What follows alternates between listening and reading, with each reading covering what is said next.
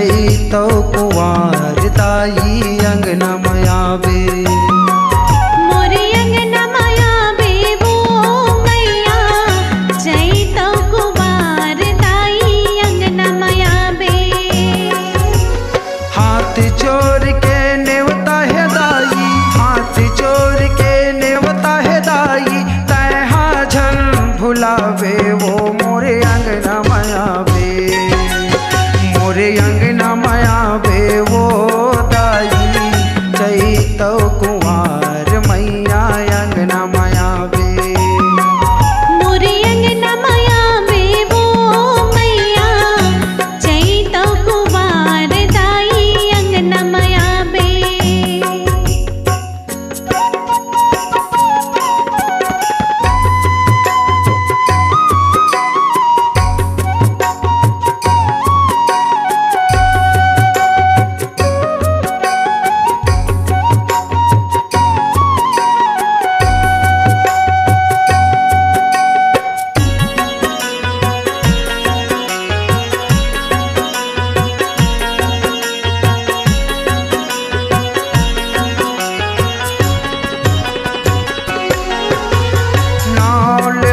वो नवराती माँ दाई ज्योति जलाबो, झांझ मंजीरा मांदर संग माँ तोरे गुण लगाबो। झांझ मंजीरा मांदर संग माँ तोरे गुण लगाबो। जम्मो सवांगा लेके मैया करे हवन जोरा, सातों बहिनी संग माया हो रही दाई अगोरा। सातों बहिनी संग माया हो रही तोरे अगोरा। तोर दर्शन बर तरसत हावन, तोर दर्शन बर तरसत हावन, मैया रत बता दे वो मोरे अंगना मया बे। मोरे अंगना मया बे वो दाई चैतो कुंवार मैया अंगना मया बे।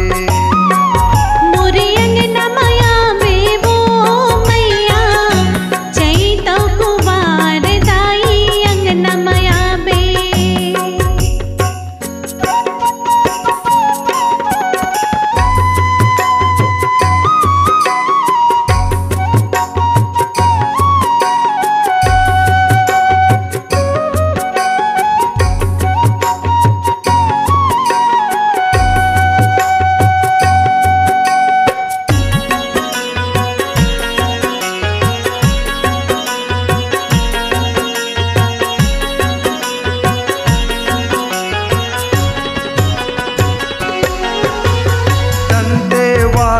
दंतेश्वरी औ डोंगर गढ़ बमलाई, माता वो अंगार मोती मोर धमतरहीन तहदाई। माता वो अंगार मोती मोर धमतरहीन तहदाई। अत्याचार धरती माँ देखिन देवता मन गोहराइन, तो लायावत महान होके फूल वर्षा बरसाइन। तो लायावत महान होके फूल बरसा बरसाइन। प्रेमो भैया बालिया दौला, प्रेमो भैया बालिया दौला, आके तय सोरिया बे वो मोरे अंगना मया बे। मोरे अंगना मया बे वो दाई चैतो कुंवार मैया अंगना मया बे।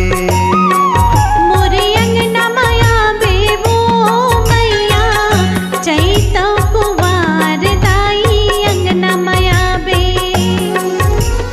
हाथ जोड़ के नेवता है दाई, हाथ जोड़ के नेवता है दाई, तैहा झन भुलावे वो मोरे अंगना मया बे। मोरे अंगना मया बे वो मैया चैतो कुंवार दाई अंगना मया बे। मोरे अंगना मया बे वो मैया चैतो कुंवार मैया अंगना मया बे। मोरे अंगना मया बे वो